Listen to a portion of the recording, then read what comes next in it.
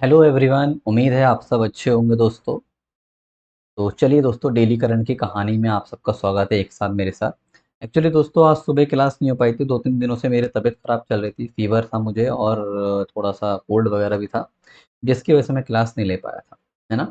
लेकिन आज शाम से अपनी क्लास को रेगुलर करेंगे। आज सुबह थोड़ा नेट का इश्यू था, इसकी वजह से लाइव नहीं आ पाए थे। तो इस क्लास को आप ज़रूर देख लीजिएगा, बिकॉज़ इसमें हमने जो भी रिमेनिंग करंट अफ़ेयर्स रहा है हमारा छूटा है, उसको हमने कवर करा है।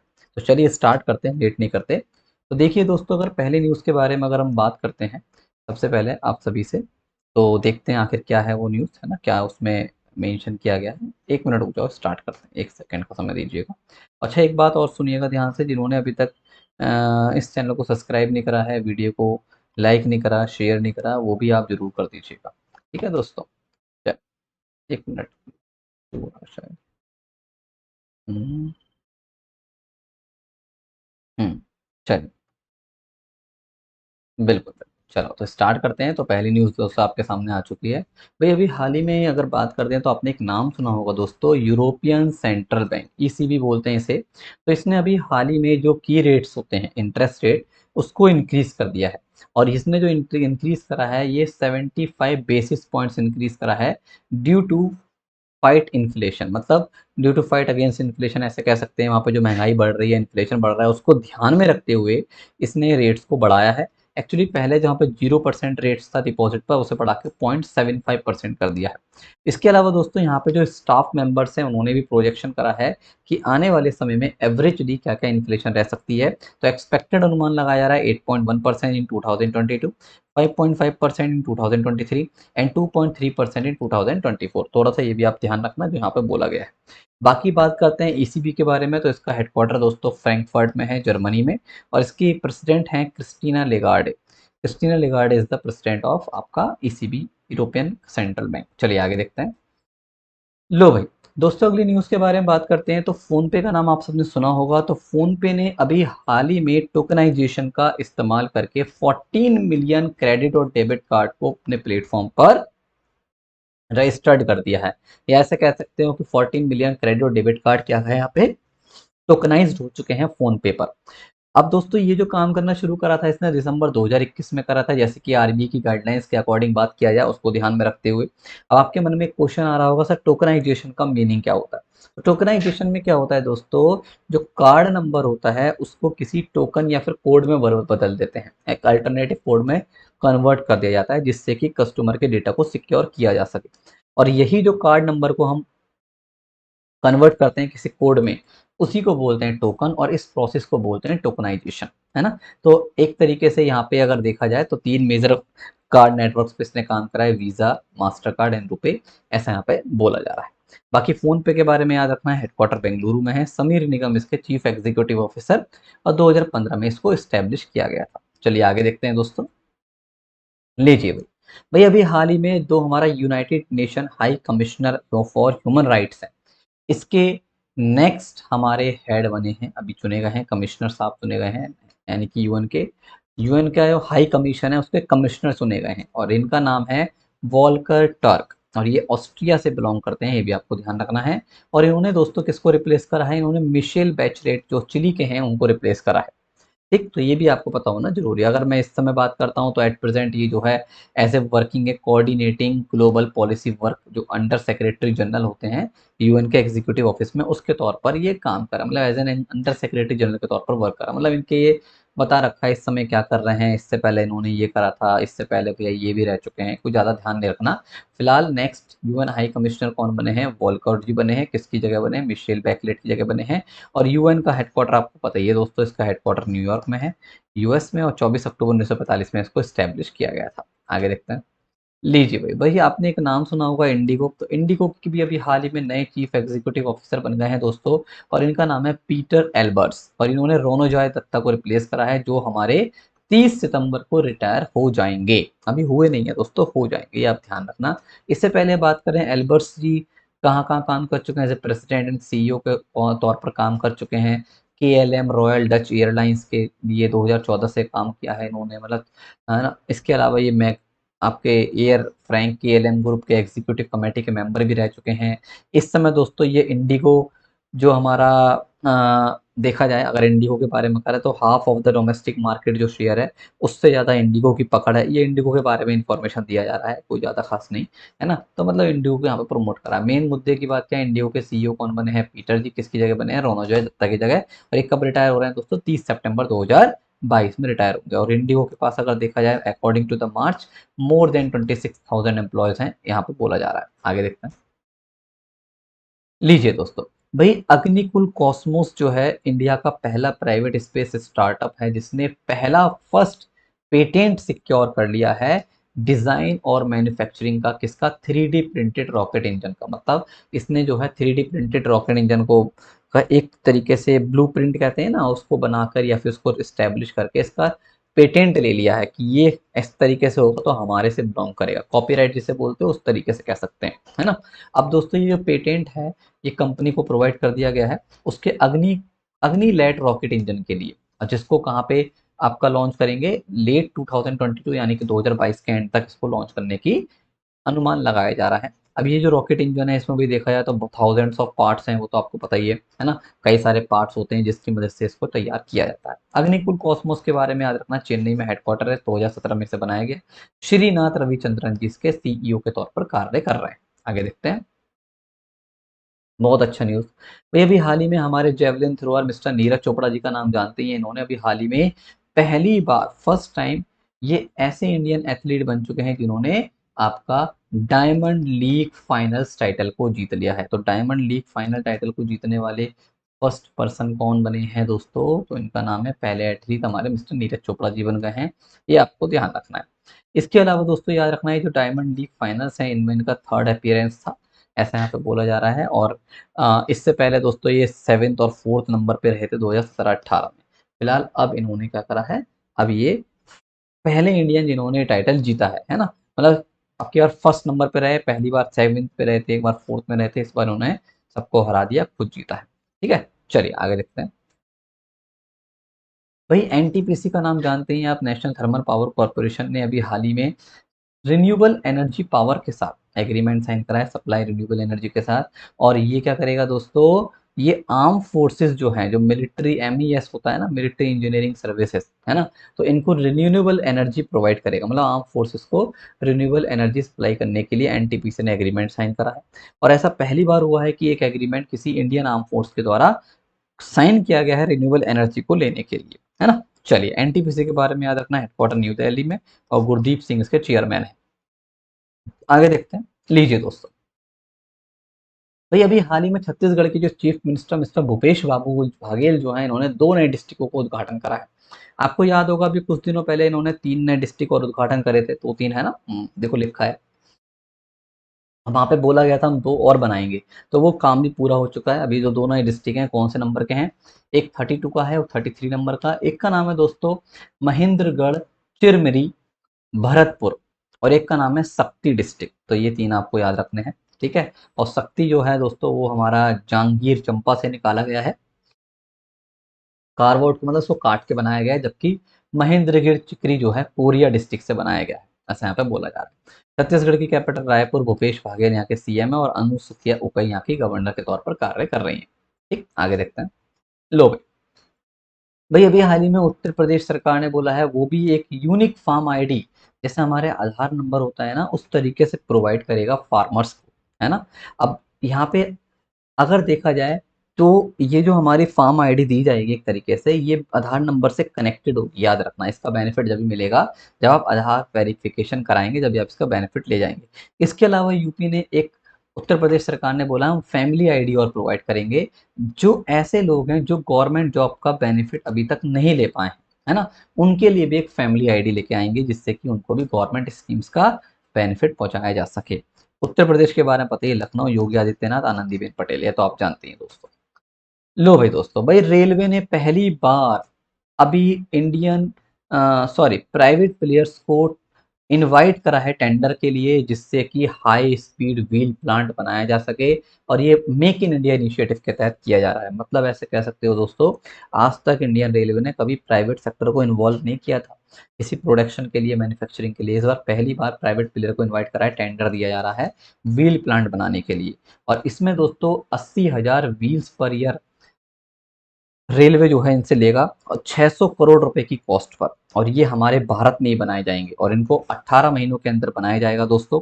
अगर देखा जाए दोस्तों, अगर रेलवे को देखा जाए तो हर साल 2 लाख व्हील्स की जरूरत पड़ती है ना। और यहाँ पे हमारा जो 1 लाख हमारे व्हील्स है वो सेल प्रोवाइड करेगा steel authority of India. Remaining हमारे प्राइवेट सेक्टर के जो प्लेयर्स हैं या प्राइवेट कंपनीज वगैरह हो गए वो प्रोवाइड करेंगे। और अब तक ध्यान दिया जाए दोस्तों, जो हम रेलवे वाले क्या करता था सेक्ट डिपार्टमेंट, वो बल्क में जो व्हील्स है वो इंपोर्ट किए जाते थे, कहाँ से, यूक्रेन से, जर्मनी से, यानी कि विदेशों से भारत में लाए जाते थे। अब इनको भारत में मेक इन इंडिया के तहत बनाया जाएगा और उसका यूज किया जाएगा। आगे देखते हैं। लो भाई, भाई मेघालय के सीएम कुणाल शर्मा जी का नाम सुना ही है आपने। तो इन्होंने अभी हाल ही में लॉन्च किया एक ऑनलाइन पोर्टल जिसका नाम है MRSSA, मतलब Meghalaya resident safety and security. अब ये क्या करेगा दोस्तों, ये जो हमारा पोर्टल है ये लोगों की सेफ्टी और सिक्योरिटी को ध्यान में रखते हुए लाया जा रहा है, और साथ में यहाँ पे कोशिश की जाएगी कि जो गवर्नमेंट सर्विसेज हैं उनकी जो डिलीवरी है उसको और अच्छे से बेटर बनाया जा सके, है ना। मेघालय के बारे में याद रखना, कैपिटल शिलोंग, कोनार्क संगमा जी इसके सीएम, और गवर्नर यहाँ के सत्यपाल मलिक जी काम कर रहे हैं। आगे देखते हैं। लीजिए भाई, अभी हाल ही में दोस्तों गवर्नमेंट ने सैंक्शन किया है इलेक्ट्रॉनिक्स मैन्युफैक्चरिंग क्लस्टर, है ना, EMC। कहाँ पे, पुणे में इसका मतलब सैंक्शन करा है, और इसके लिए 500 करोड़ रुपए का खर्चा किया गया है। अब ये दोस्तों जो हमारा PMC है, ये रंजन गांव फेज 3 में इसको बनाया जाएगा एक तरीके से, और इसको हमारा 279, मोर देन 279 297 एकड़ के एरिया में बनाया जाएगा, है ना। और इस प्रपोजल को मैटी के द्वारा अप्रूव कर दिया गया है। मैटी का मतलब होता है हमारा आपका ministry of electronics and information technology. और यहाँ पे भारत सरकार की तो जो मदद है वो इसमें मदद करने में, जैसे 500 करोड़ का इन्वेस्टमेंट है, 208 करोड़ रुपया भारत सरकार यहाँ पे मदद करेगी, ऐसा यहाँ पे बोला जा रहा है। एक मैन्युफैक्चरिंग क्लस्टर बनाएंगे कहाँ पे, पुणे में। ठीक है, आगे देखते हैं। लो भाई, भाई अभी हाल ही में जो हमारे अ, कह सकते हैं इंडियन एयर फोर्स में जो हमारे फैमिलीज हैं, यहाँ के जो पर्सन्स हैं जो इन्वॉल्व हैं एयर फोर्स में वर्क कर रहे हैं, उनको फाइनेंशियली अवेयर करने के लिए एक सेमिनार कंडक्ट किया गया है दोस्तों, जिसका नाम है financial prudence and awareness for air warriors. और इसको इंडियन एयर फोर्स ने आरबी के साथ मिलकर कंडक्ट किया है, कहाँ पे, air force auditorium new Delhi में।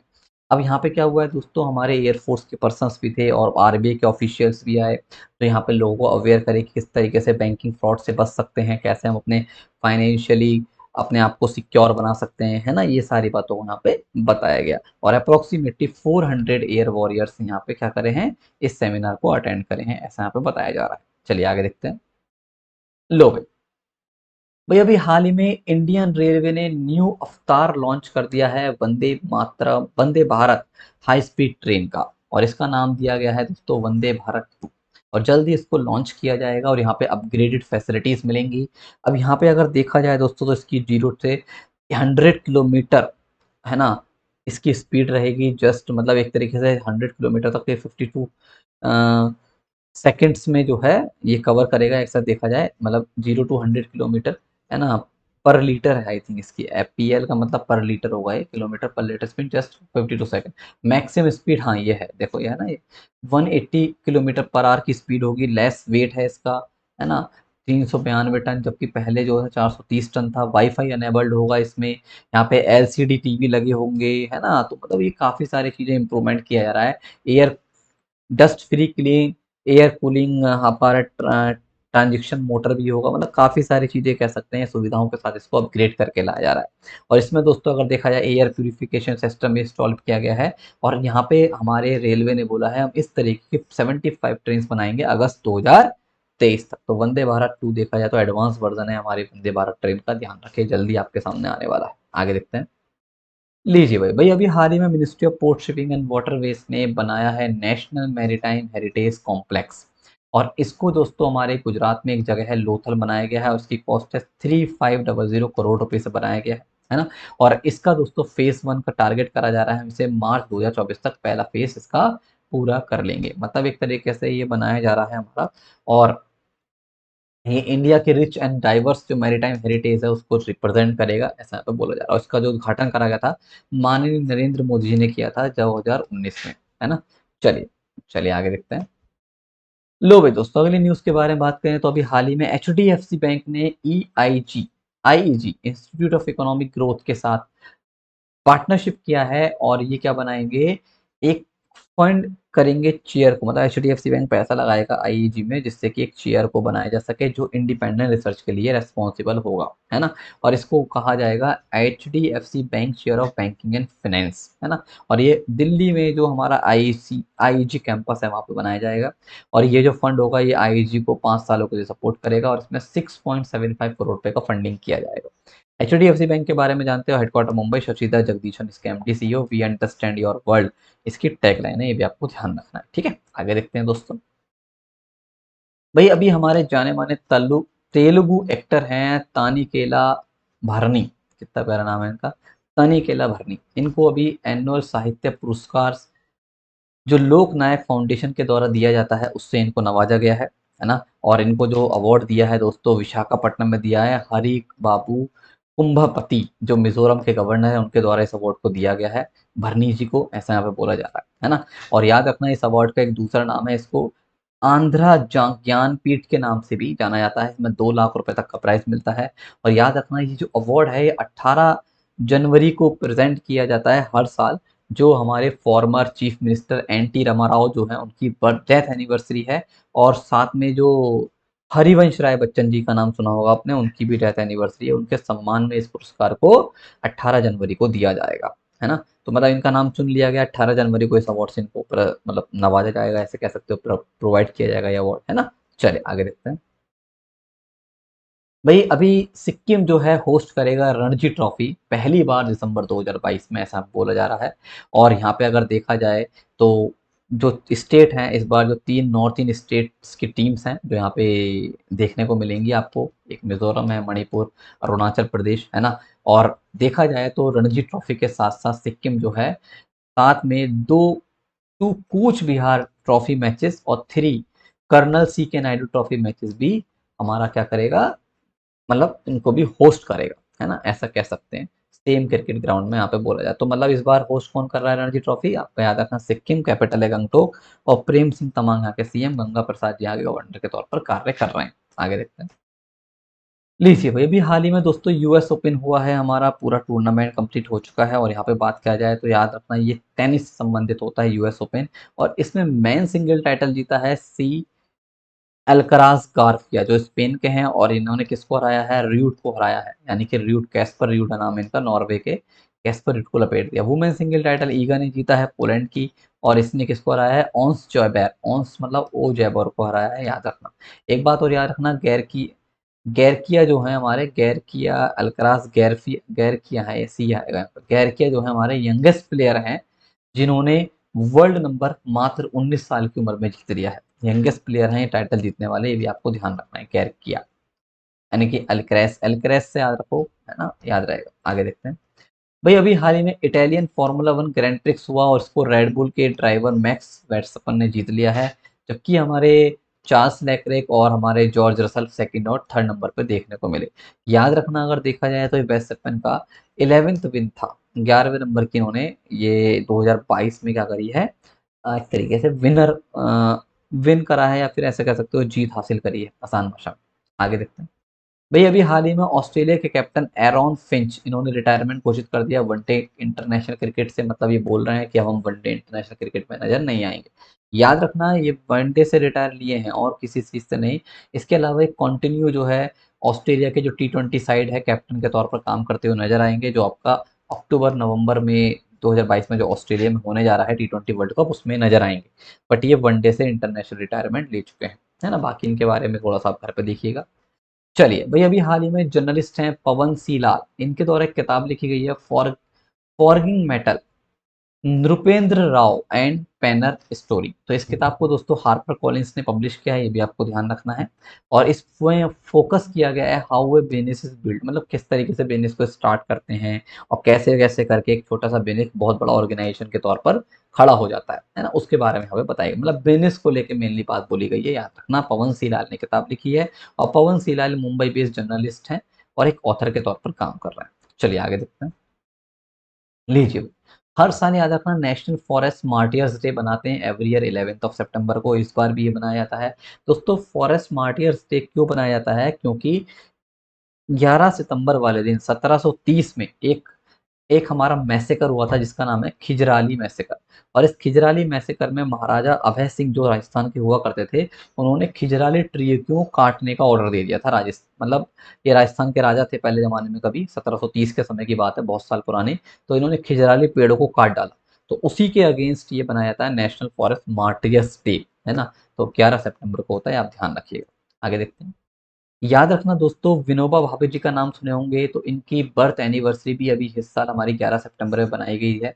और इनको बोला जाए तो इनको नेशनल टीचर ऑफ इंडिया के नाम से जानते थे, और ये महात्मा गांधी जी के स्पिरिचुअल सक्सेसर भी थे, है ना। मतलब गुरु के तौर पर कह सकते हैं इन्हें। और भावे जी को अगर देखा जाए तो इनका एक मूवमेंट है, आपने सुना होगा, भूदान आंदोलन। हिंदी में भूदान आंदोलन बोलते हैं, इंग्लिश में भूदान मूवमेंट बोलते हैं। 1951 में जो चलाया गया था, उसके लिए काफ़ी जाना जाता है ना। और ये पहले इंडिविजुअल सत्याग्रही थे जो ब्रिटिश राज के अगेंस्ट थे 1940 में, ऐसा यहाँ पे बोला जा रहा है। मतलब इनके बारे में इन्फॉर्मेशन विनोबा भावे जी के नाम तो आपने जाना ही होगा। इन्होंने गीता को मराठी में ट्रांसलेट भी किया था, उसे गीता ही के नाम से बोला, है ना। चलिए आगे देखते हैं। भाई अभी हाल ही में चीफ जस्टिस ऑफ इंडिया के एन सिंह, जो फॉर्मर रह चुके हैं, अभी वाले नहीं है, पुराने वाले हैं, है ना, इनका भी हाल ही में डेथ हो चुका है।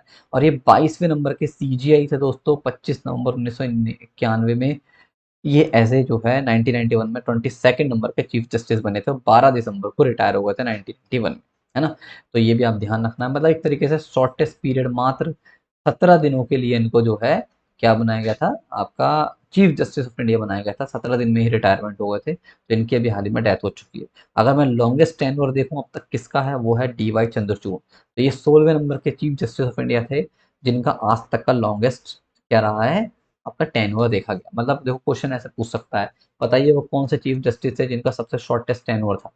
आपको पता है KN सिंह, जो नहीं रहे, खत्म कहानी, न्यूज में आ गया ना, इसलिए इंपॉर्टेंट है ना दोस्तों। लॉन्गेस्ट वाला ही पूछ सकता है, तो आपको मैंने बता दिया, हाथों हाथ DY चंद्रचूड़।